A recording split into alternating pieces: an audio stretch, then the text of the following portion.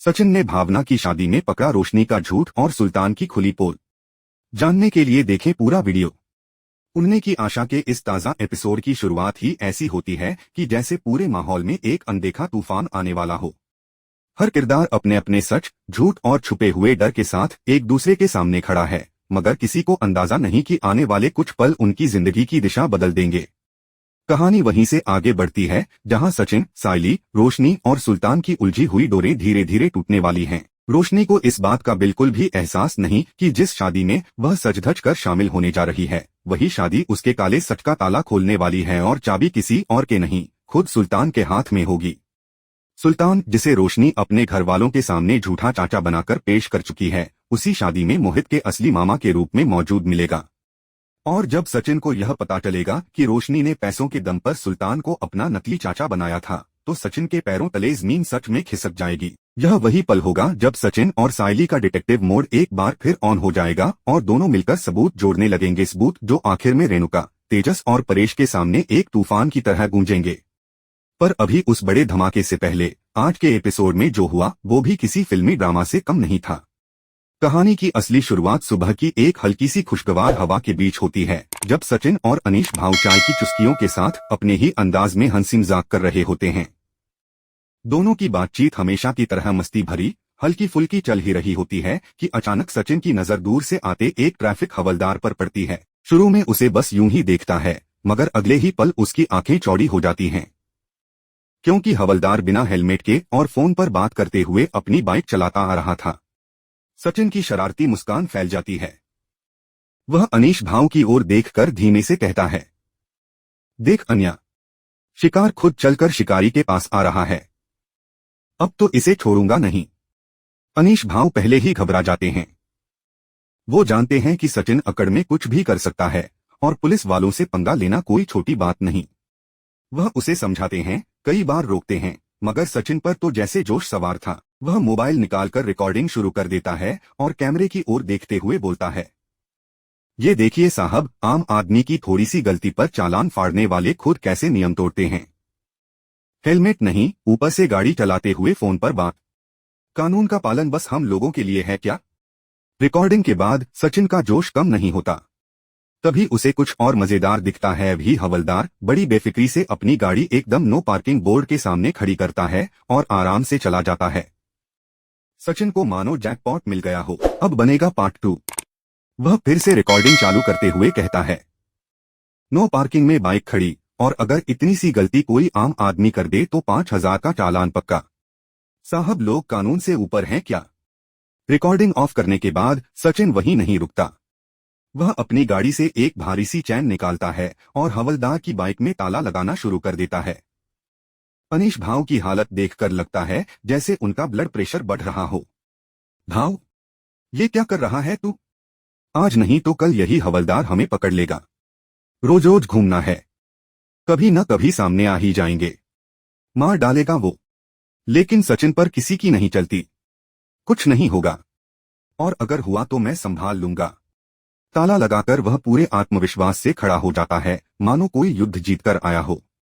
कुछ ही देर में हवलदार वापस लौटता है और जैसे ही वह बाइक को आगे बढ़ाने की कोशिश करता है, उसकी मुस्कान गायब हो जाती है। जंजीर और ताला देखकर वह हैरान, गुस्से से भरा और शर्मिंदा एक साथ दिखता है। तभी पीछे से सचिन ऊंची आवाज में कहता है, साहब, चाबी ढूंढ रहे हो? यहाँ है चाबी। हवलदार गुस्से में सचिन के पास आता है, तेरी हिम्मत कैसे हुई एक पुलिस अफसर की गाड़ी पर ताला लगाने की? सचिन एकदम शांत मगर ताना मारने वाले अंदाज में कहता है, साहब, कानून कानून। नो पार्किंग में गाड़ी खड़ी की तो ताला लगना ही चाहिए। शुक्र मनाओ आपकी बाइक किसी ने उठा नहीं ली। हवलदार समझाने की कोशिश करता है कि उसने बोर्ड नहीं देखा था, लेकिन सचिन का तगड़ा जवाब उसे चुप कर देता है। रूल रूल होता है साहब। अगर हमारी गाड़ी होती तो अभी तक चालान कट चुका होता। तो अब चाबी तब मिलेगी जब आप चालान भरेंगे। भीड़ इकट्ठी होने लगती है। लोगों में काफी नाराजगी दिखने लगती है। सब एक होकर कहने लगते हैं कि आम आदमी की गलती पर तो पुलिस वाले फटाफट चालान काट देते हैं, लेकिन जब बात खुद की हो तो नियम भुला देते हैं। सचिन की बात से लोगों का गुस्सा और बढ़ जाता है। भीड़ का माहौल तनावपूर्ण हो जाता है और इसी बीच अनीश भाव आगे बढ़कर सचिन से चाबी छीन लेते हैं। वह हवलदार से कहते हैं, साहब, सचिन भाव गुस्से में थोड़ा ज्यादा बोल गया, लेकिन बात गलत नहीं थी। फिर भी अब इसे यहीं खत्म कर दीजिए। ताला खोलकर चाबी उसे वापस दे देते हैं। हवलदार वहां से जाते जाते सचिन को घूरकर कहता है, देख लेंगे। और सचिन भी पीछे से एक तीखी आवाज में कहता है, साहब, अगली बार नहीं छोड़ूंगा। लेकिन असली झटका तब लगता है जब सचिन दोनों वीडियो सोशल मीडिया पर वायरल कर देता है। यही वीडियो आगे जाकर सचिन और उस हवलदार के बीच बड़ा टकराव पैदा करेगा। दूसरी तरफ घर का माहौल बिल्कुल उल्टा, सुकून भरा, शांत और परिवार जैसा। सभी लोग साथ बैठकर खाना खा रहे होते हैं। तभी दरवाजे पर हल्की सी दस्तक होती है और एंट्री होती है किशोर काका और उनकी पत्नी की। परेश उन्हें देखकर खुशी से खिल उठता है। किशोर काका एक प्यारी मुस्कान के साथ बताते हैं कि वे एक खुशखबरी लेकर आए हैं, उनकी बेटी भावना की शादी तय हो गई है, वह भी मोहित के साथ, और तारीख भी तय हो चुकी है। यह सुनकर पूरा परिवार उत्साह से भर उठता है। यही वह शादी है जहां सुल्तान और रोशनी का झूठ सबके सामने फट जाएगा, लेकिन अभी किसी को अंदाजा नहीं। किशोर काका सचिन और सायली की ओर देखते हुए भावुक हो जाते हैं। वे कहते हैं कि अगर ये दोनों न होते तो शायद उनकी बेटी घर वापस भी न आती। वह तो लगभग घर से भाग चुकी थी और उन्हें उम्मीद भी नहीं थी कि वो लौटेगी। लेकिन सचिन और सायली ने न सिर्फ भावना को समझाया बल्कि दोनों परिवारों को भी करीब लाए। रेणुका पूछती है, अरे ऐसा क्या किया इन दोनों ने जो आप बार बार इनका नाम ले रहे हो? किशोर काका गर्व से जवाब देते हैं, इन दोनों की वजह से हमारी बेटी वापस आई है। इन्होंने जो किया है उसके लिए हम जिंदगी भर शुक्रगुजार रहेंगे। सचिन हल्की शर्मीली मुस्कान देता है, सायली भी चुपचाप सिर झुका लेती है। लेकिन भीतर उनके मन में एक अजीब सी बेचैनी है, क्योंकि उन्हें नहीं पता कि आने वाली शादी सिर्फ खुशी नहीं बल्कि एक बड़ा विस्फोट लेकर आएगी। और यही था जहां सचिन का गुस्सा, रोशनी का डर और भागते भागते भी सच का पीछा न छोड़ने वाला सुल्तान सब एक ही रफ्तार में आगे बढ़ते दिखे। आगे क्या होने वाला है वो और भी खतरनाक और भी दिलचस्प होने वाला है। किशोर काका परेश के घर हैरानी और खुशी दोनों साथ लेकर बैठे हुए बताते हैं, परेश देख, मेरा कोई बेटा नहीं है और ये तू जानता है कि मेरे अंतिम सहारे मेरा परिवार बस तू ही है। भावना की शादी की जिम्मेदारी भी मैं इसी घर के सिर रखना चाहता हूँ। मेरी बेटी है, मेरी जान है और उसकी खुशियों का बोझ किसी और पर नहीं, मेरे अपने ही लोग उठाएंगे। परेश बिना एक पल गवाए उनका हाथ पकड़कर कहता है, किशोर, यह भी कोई पूछने की बात है? ये घर, ये लोग सब भावना की शादी में अपनी पूरी दिल से मदद करेंगे और मेरा योगदान मैं तो पूरा का पूरा देने के लिए तैयार हूँ। किशोर काका की आंखों में अपनापन साफ झलकता है। वह सायली की ओर मुड़कर कहते हैं, और सायली बेटा, डेकोरेशन का काम तू संभालेगी। तू प्यार से काम करती है, तेरे हाथ में वार्मथ है, इमोशन है। मैं चाहता हूं कि मेरी बेटी की शादी भी उसी प्यार से सजे। सायली को कुछ समझ आए उससे पहले ही रोशनी बीच में बोल पड़ती है, चेहरे पर नकली चिंता और अंदर से तीखी जलन। काका, आप सायली को इतना बड़ा काम क्यों दे रहे हो? किसी प्रोफेशन से कराइए ना, आखिर यह आपकी इकलौती बेटी की शादी है। आप बोले थे न कि खूब खर्चा करेंगे, तो फिर कोशिश भी बेस्ट होनी चाहिए। तेजस तुरंत रोशनी की बात पर हामी भर देता है, जैसे उसे सिर्फ मौका चाहिए हो। पर किशोर काका के चेहरे पर अजीब सी दृढ़ता आ जाती है। मुझे भव्यता नहीं, प्यार चाहिए, और वो कोई प्रोफेशन नहीं दे सकता। सायली जिस दिल से काम करती है उस जैसी सजावट कोई नहीं कर पाएगा। मुझे उस पर पूरा भरोसा है। सचिन जोर से कहता है, काका वाह, दिल जीत लिया आपने। और सुनो, मेहमानों को लाना छोड़ना ये काम सच्चा करेगा। इसके सारे टैक्सी ड्राइवर दोस्त हैं, सब मिलकर शानदार तरीके से काम कर लेंगे। आकाश और रिया भी आगे बढ़कर खुशी खुशी बोलते हैं, और मेन्यू डिसाइड करने की जिम्मेदारी हमारी, हम लोग सब देख लेंगे। किशोर काका का चेहरा चमक उठता है।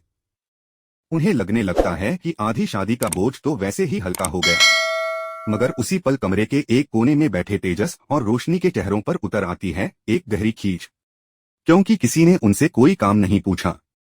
असल में काम था भी नहीं, क्योंकि उनमें कोई खास काबिलियत ही नहीं थी। जैसे ही लोग बिखरते हैं, रोशनी तेजस का हाथ पकड़कर उसे लगभग घसीटते हुए कमरे में ले जाती है।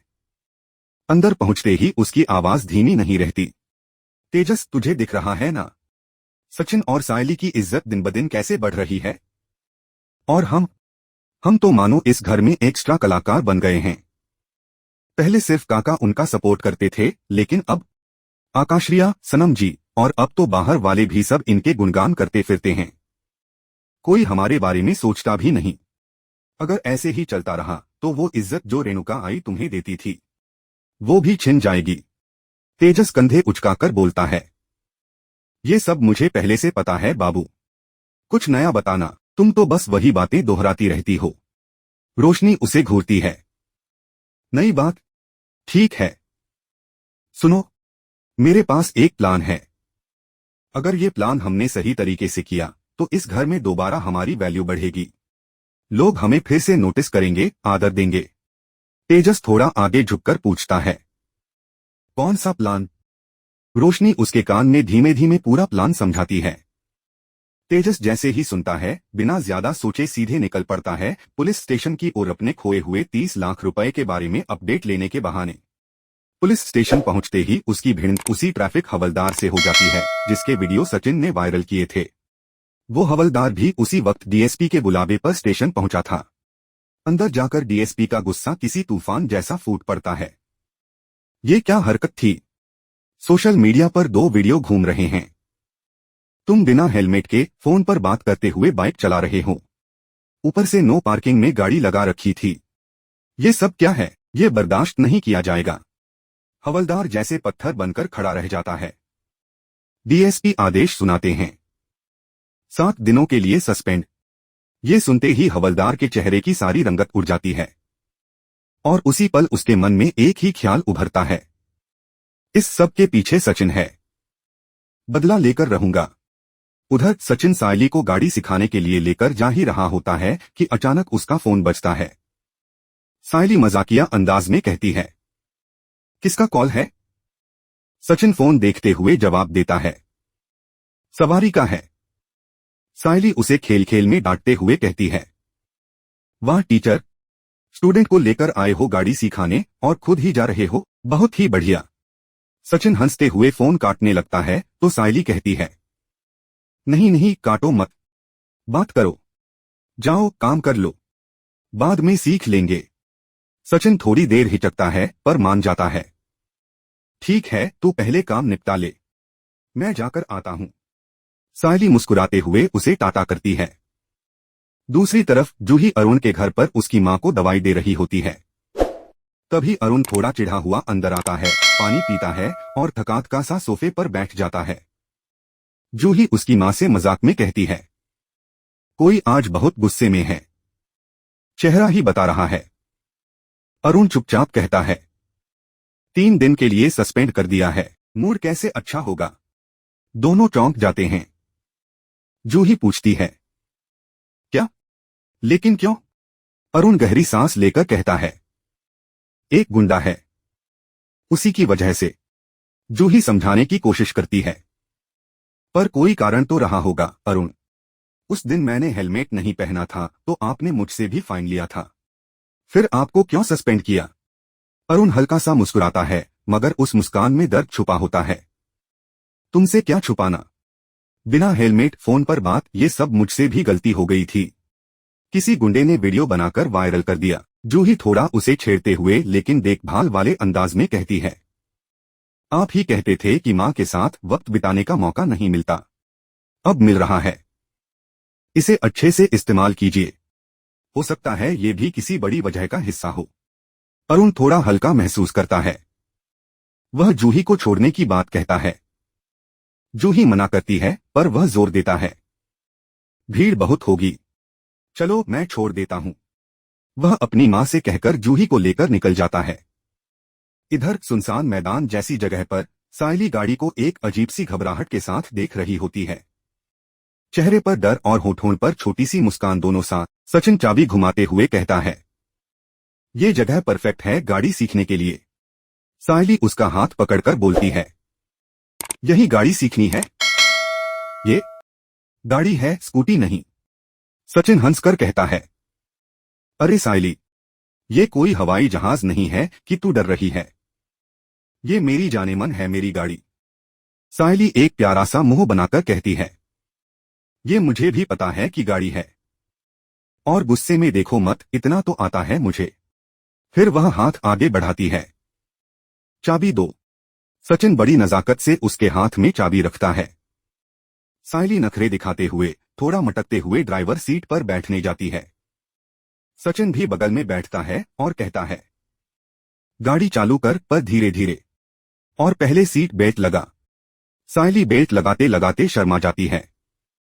सचिन उसके हाथ पर हाथ रखता है, और जैसे ही दोनों की आंखें मिलती हैं, हवा एक पल को थम जाती है। दोनों की दुनिया फिर वही पुरानी रोमांस में खोई हुई। सायली थोड़ा आगे देखती है और डरते हुए पूछती है, सचिन, अगर गाड़ी सीधी नहीं गई तो? सचिन हंसता है, अरे गाड़ी को सीधा ही जाना है, बस तू स्टीयरिंग को सीधा रख। सायली अंदर ही अंदर भरोसा बना रही थी, मगर उसके चेहरे पर घबराहट साफ झलक रही थी। स्कूटी का उसे पूरा अनुभव था, मगर गाड़ी उसके लिए जैसे कोई बड़ी जंग हो। लेकिन वो बहादुर थी, और सचिन के साथ हो तो उसे लगता था कि कुछ भी सीख सकती है। हालांकि उसकी बेवजह की हरकतें कभी कभी खुद उसे भी समझ नहीं आती थीं। सचिन सायली को ड्राइविंग सीट पर बैठाकर उसे जितना हो सके उतने धैर्य से समझाने की कोशिश कर रहा था। वह खुद भी जानता था कि सायली जब घबराती है तो आधी बातें उसकी समझ में ही नहीं आती, लेकिन फिर भी उसे देख देख कर मुस्कुराता रहता था, जैसे हर बार उसकी डरपोक हरकतें भी उसे प्यारी ही लगती हों। वो क्लच, एक्सेलरेटर और ब्रेक के बीच की दूरी दिखाते हुए कह रहा था, देख, यह क्लच है, इसे पूरा दबाना पड़ता है। यह ब्रेक धीरे से, और यह एक्सेलरेटर, इसे बस हल्का सा छूना। सायली पूरा ध्यान लगाने की कोशिश करती, लेकिन चेहरे पर वही कंफ्यूज्ड एक्सप्रेशन। हाँ ठीक है, ठीक है, समझ गई, वह कह तो देती, लेकिन उसकी आंखों में साफ दिख रहा था कि कुछ भी समझ नहीं आया। सचिन ने चाबी उसकी तरफ बढ़ाई। चलो चाबी घुमाओ, और पहले क्लच दबाओ। वो क्लच की जगह ब्रेक दबाती है और चाबी घुमाती है। सचिन ने अपना माथा पकड़ा, मगर हंस भी पड़ा। क्लच दबा, ब्रेक नहीं।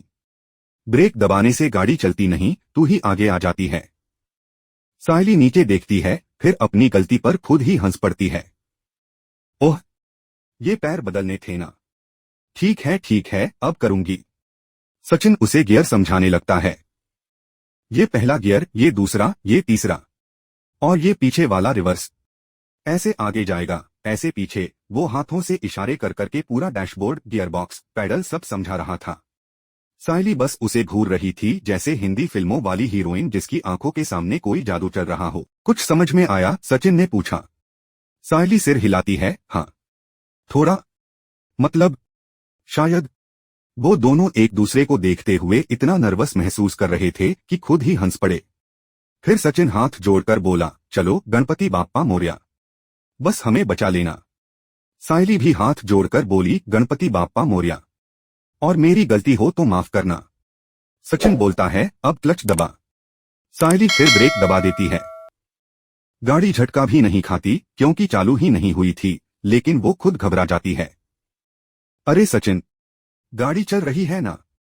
सचिन हंसते हुए बोला, गाड़ी नहीं, तू आगे आ रही है। पैर उठाओ उस ब्रेक से। क्लच दबा। सायली क्लच दबाती है। सचिन कहता है, अब धीरे से पैर छोड़। धीरे, और गाड़ी चल जाएगी। उसके चेहरे पर पसीना, डर, उत्साह सब एक साथ था। जैसे ही उसने पैर धीरे धीरे क्लच से हटाया, गाड़ी आगे खिसकने लगी। सायली ने चीख मारी, अरे चल रही है, गाड़ी सच में चल रही है। चलने के लिए ही तो सिखा रहा हूं, सचिन हंसते हुए बोला, लेकिन उसकी खुद की धड़कनें भी तेज थीं। गाड़ी धीरे धीरे आगे बढ़ रही थी, और दोनों के चेहरों पर वही शुरुआती जीत का एहसास। उधर दूसरी तरफ शोरूम में माहौल ही अलग था। तेजस काउंटर पर बैठा पेट पर हाथ फेर रहा था, भूख से जान निकल रही है, और आंखें बंद करके खाने की कल्पना कर रहा था। तभी दरवाजे की घंटी बजी और उसने आंखें खोली। एक नई कस्टमर लाल ड्रेस में शोरूम में दाखिल हो रही थी। तेजस का मुंह ऐसे खुला रह गया जैसे किसी ने उसके सामने गोल्डन टिकट रख दिया हो। उसने कुर्सी छोड़ दी और खड़ा हो गया। वाव, उसके होठों से अनजाने में ही निकल गया। रोशनी, जो पास ही एक और कस्टमर को फ्रिज दिखा रही थी, उसकी नजरें तेजस की तरफ घूमी। उसने देखा कि तेजस किसी को ऐसे घूर रहा है जैसे पहली बार सुंदर लड़की देखी हो। वो भी मुड़कर देखती है, और वो लाल ड्रेस वाली लड़की दिखती है। रोशनी की आंखें एकदम सिकुड़ जाती हैं, ऐसे जैसे वो मन ही मन कह रही हो, ये क्या देख रहा है। वो तेजस की तरफ बढ़ती है और उसके सामने आकर खड़ी हो जाती है ताकि तेजस का ध्यान टूट जाए। लेकिन तेजस अपने ही दुनिया में खोया हुआ था। मैडम, आप क्या लेना पसंद करेंगी? तेजस के मुंह से अचानक निकल गया। रोशनी ने तुनक कर कहा, अच्छा, मैं क्या लेना पसंद करूंगी? बेलन। और दे दूं क्या? उसने हल्के से तेजस के गाल पर धप्प की आवाज के साथ एक चपत मारी। तेजस एकदम होश में आ गया, जैसे किसी ने पानी की बाल्टी डाल दी हो। रोशनी, तुम क्या? हाँ, मैं। और तुम उसे ऐसे देख रहे थे जैसे कोई हीरोइन आई हो, रोशनी झुंझलाकर बोली। तेजस हकलाते हुए बोला, अरे नहीं, ऐसा कुछ नहीं। लेकिन वो फिर से उस कस्टमर के पीछे भागा। रोशनी का मुंह गुस्से से लाल पड़ गया। मैडम, आपको क्या चाहिए? तेजस पूछता है। टीवी। स्लिम वाला, लड़की मुस्कुराकर कहती है। तेजस तुरंत बोलता है, हाँ हाँ, आपकी तरह स्लिम।